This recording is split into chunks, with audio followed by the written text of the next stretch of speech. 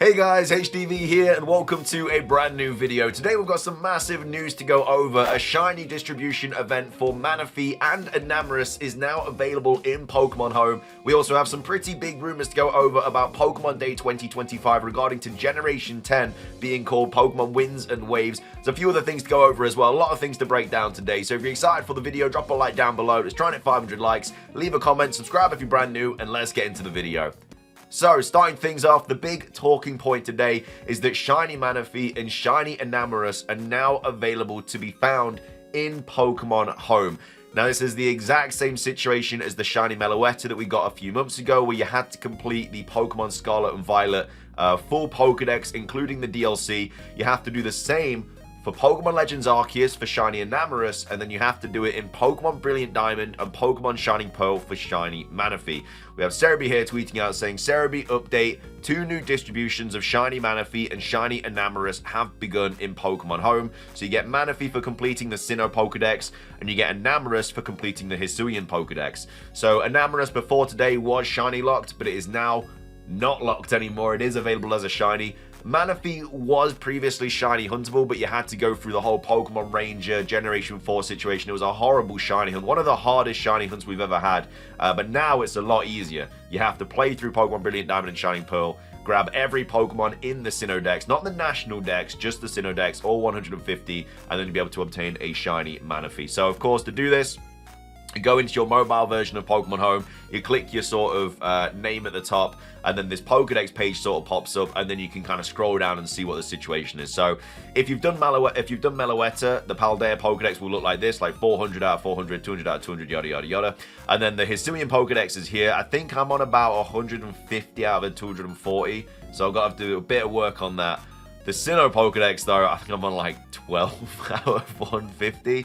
I really did not play a lot of Brilliant Diamond and Shining Pearl because everything I Shiny hunted was from other generations. So, yeah, BDSP is going to be a horrible, horrible kind of task to get Shiny Manaphy. Hisui not so much because it's easy to go out and get all the Pokemon. Apart from maybe the time distortion Pokemon, like the fossils and stuff, are going to be quite difficult.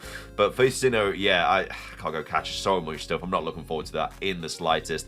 But either way, Shiny Manaphy, Shiny Enamorus, now available in Pokemon Home. There is, of course, also the Galar Pokedex as well. I assume we're going to be getting Shiny Keldeo from that in a few months, and that can kind of complete everything. But either way, very exciting news regardless that these are finally easily accessible to obtain as Shiny Pokemon. So that's that. We also have this update from the soundtrack from, well, Nintendo Music. PLDH here tweeting out saying the soundtrack to Pokemon Legends Arceus has been added to Nintendo Music to celebrate the 3rd anniversary of the game's release. So, yeah, if you weren't aware, it's been 3 years, I think yesterday, since Pokemon Legends Arceus came out. So, yeah, to celebrate that, they're adding all of the soundtrack into Nintendo Music. I think that's probably why they're doing this as well with the Hisuian Dex. For Enamorus and obviously Manaphy, but either way, that's available in Nintendo Music if you are enjoying the app. We have a new update in Pokemon Home, so HDvee update, the Pokemon Go Small Yet Strong event has been revealed. Runs February the 5th at 10 AM to February the 8th at 8 PM local time. It adds Shiny Nimble into the game. So if you go over to Pokemon Home, Small Yet Strong, Wednesday the 5th to Saturday the 8th, 2 times XP for catching Pokemon, increased chance to encounter extra small and extra large Pokemon in the wild. For wild encounters, you can get red, blue, and yellow Flabébé depending on where you are in the world. So in Europe, Middle East, and Africa, you'll get red flower. Apparently in the Asia-Pacific region, you get blue flower. And in the Americas, you get yellow flower. Improved encounter rate for Paris, Natu, all the Burmese, unfortunately, Plant, Sandy, and Trash, Joltik, Tynamo, the red, the blue, the yellow Flabébé, and then Nimble, which can also be shiny as well. Some encounters, some trainers might also encounter white and orange Flabébé. In Rage, you can find Dialga in 5-star, and also Enamorus incarnate form beginning February the 6th. So this is the first time it's actually available in raids, because before it was the kind of I can't remember what they're called, the raids we have to be in person and stuff, but now they're available in actual 5-star raids. And then for Mega Evolutions, Medicham and Tyranitar are also going to be in Mega Raids. From Eggs, Togepi, Azurill, Badoo, Chingling, Esper, and Dedenne. Field research tasks, time research tasks, all that jazz. Also, quick note on this as well, I forgot to say, you have to have caught the Pokemon in the game. You can't just drop them in from your Pokemon Home from any game that you like. For the starters, for example, Chimchar, for BDSP, Chimchar, Piplup, and Turtwig, you have to get them in BDSP. You cannot transfer them in from Pokemon Scarlet and Violet or anything like that. Just wanted to make that abundantly clear. Again, the Meloetta one was available recently, so you probably know about that anyway, but just to make sure, yeah, they have to have been caught. So all the HDvee decks have to have been caught. You can breed in BDSP, they just have to have the kind of place found in that region. But anyway, just wanted to quickly go over that. Moving on, we got some Nintendo updates to go over as well. The Nintendo Switch 2 Experience invitations are being sent out, so it's time to check the emails, see if you are one of the lucky people to get the invitation. Again, it was not first come first serve or anything like that. You basically put your ticket in the hat, and then if you got pulled out, you basically get to go to the experience. So Nintendo Switch 2 Experience invitations being sent out. So earlier this month, Nintendo opened registrations for a Nintendo Switch 2 Experience, where lucky fans would get a hands-on preview of the Switch 2 prior to its launch later this year. Fans are now reporting that they are receiving their invites to the event.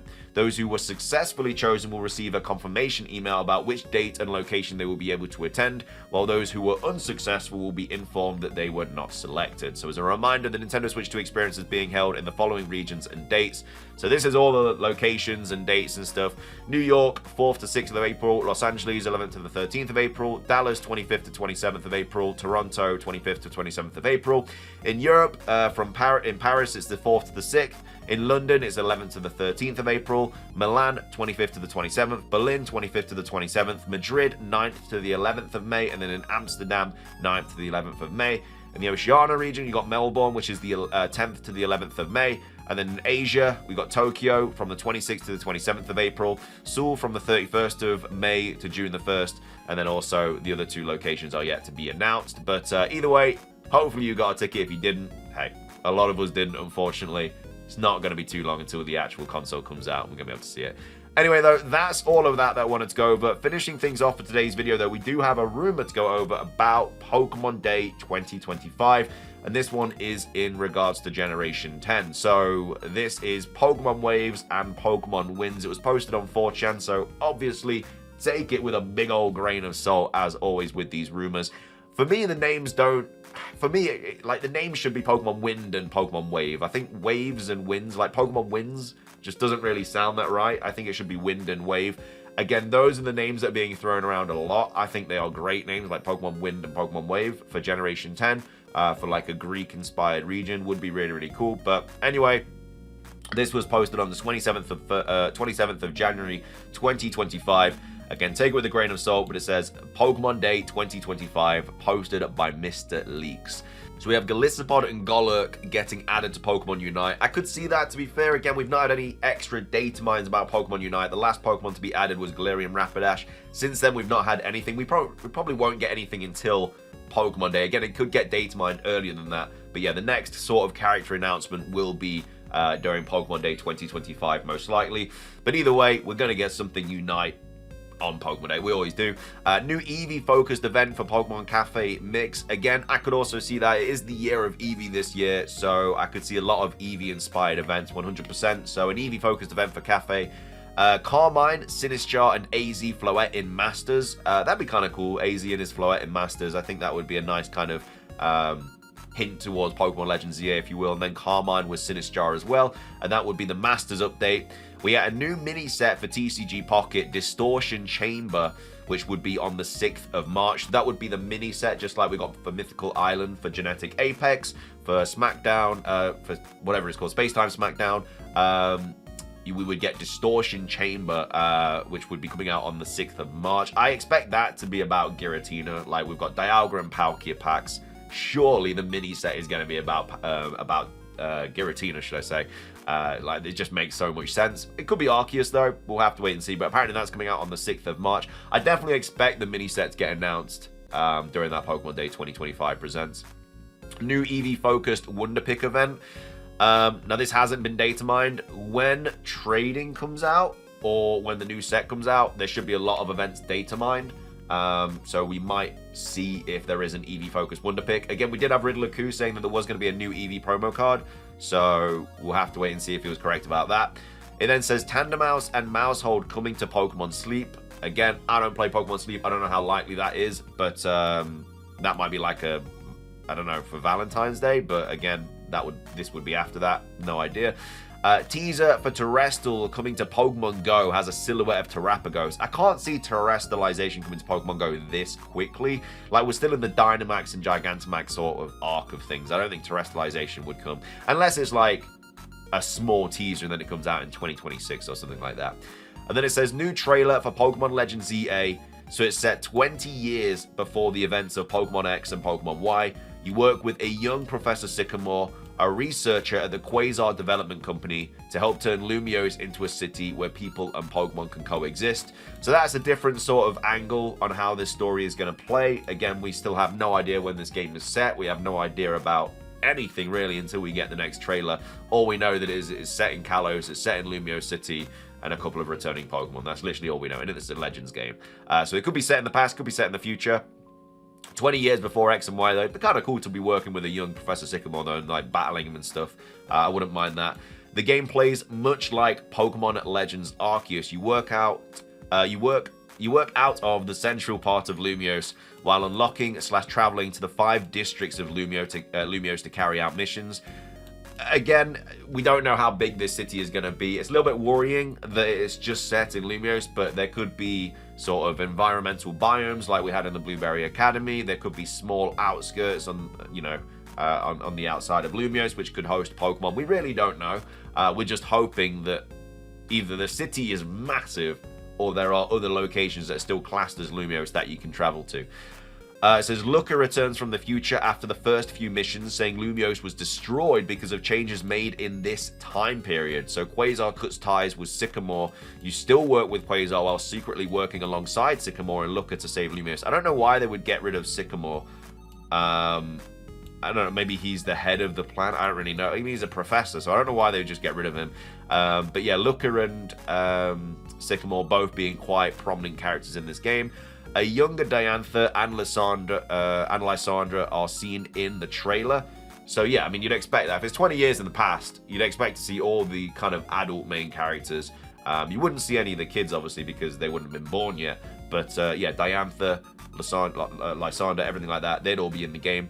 Some new Mega Evolutions are shown. So we'd be getting a Mega Zebstrika, which I think, yeah, I could see that. I mean, I definitely think that Heliolisk needs it a lot more. But Mega Darmanitan, Mega Melmetal, and Mega Beware. No, so not the, apart from Zebstrika, not the evolutions, not the Mega Evolutions that I would really want to see Pokemon get, but we'll have to wait and see. A Pokemon resembling Dwebble with a croissant shell is seen in the trailer. That would be kind of cool. That'd be a cool sort of regional form or regional fake for Dwebble. And it says the catacombs under Lumiose where Zygarde and other Pokemon are resting. The trailer ends with Zygarde, Cores starting climbing onto Zygarde. Similar creatures to Cores, blue and more angular / sharper, climb onto the other one. The light from these Cores reveals the 3 starters looking on. So Grookey, Totodile, and Tepig. Grookey, Totodile, and Tepig. An interesting selection. I don't mind it. It's not the worst. I'd probably go with Totodile out of those, but another starter selection that we're again getting thrown into the ring. And then before we go, we have one more thing to share with you. So POV of something shooting through the water. Camera shoots up and soars through the clouds. We see countless islands surrounding a central island with a giant tree, cities, and mountains. It cuts to 2 Pokemon jumping at each other, a Pegasus and a giant sea snake. Both are carrying the same small blobby white creature with a sword on their backs. And then it says, the screen goes black and we hear 2 cries and see the logo. So Pokemon Wind and Wave. So yeah, there's a bit of a discussion to have about Generation 10. Some people think that it could get announced in Pokemon Day 2025. Some people obviously think it doesn't. I think from a promotional standpoint, it doesn't make as much sense because, you know, we've got Legends EA coming out first. So that's the game that they're trying to promote. But at the same time, it's not like both of the games will be coming out this year. I mean, if they are, it'd be mind-boggling. But let's say Pokemon Legends EA comes out this year, which we know it does, 2025. We'll get in the trailer for that. All happy days. We'll probably get the release date for it. I don't think there's a massive issue if we get a teaser for Generation 10. Just a small teaser, and then it says 2026. Because it's not going to hurt the sales of Legends EA at all. Like, there's another year to go until Wind and Wave come out. So I don't think it's a massive issue. If it came out this year, then obviously it would be an issue. But I don't think there's anything wrong with dropping the trailer for Legends EA. I and then dropping a small teaser that says 2026. Because then, as I've always said, if Legends ZA comes out before August 2025, which I think it will, and then we get that Pokemon Presents in August, we always do, apart from last year, but last year was just crazy for Pokemon promotion, it just didn't make any sense. They could easily just go over Gen 10 stuff in that August Presents, because if it does come out before August, Legends EA, then what are they really going to go over in that August Presents if we get it? Like, yeah, they might drop some free DLC or something for Legends EA, but there'd have to be something big revealed. So, yeah, I don't think it's the craziest thing to potentially see Gen 10. I just don't think it's coming out this year at all. I think it'd have to be, if we do see Gen 10 next month, it has to be a teaser for 2026. Otherwise, it makes no sense. But anyway, I'm not a massive advocate of this rumor, though. I don't think it's true. I do think Wind and Wave are great names, and I think there's logistically a very good chance that they are going to be the titles of the names. But let me know your thoughts on this rumor here, and then everything else that we covered as well, the Nintendo stuff. Let me know, did you get in? And then also, let me know how close you are to Shiny Enamorus and Shiny Manaphy in Pokemon Home. But thank you for watching. If you enjoyed, drop a like. Let's try and hit 500. It does really help out. Leave a comment. Subscribe if you're brand new. Ring the notification bell for daily Pokemon content. Have a fantastic rest of your day. And until next time, peace.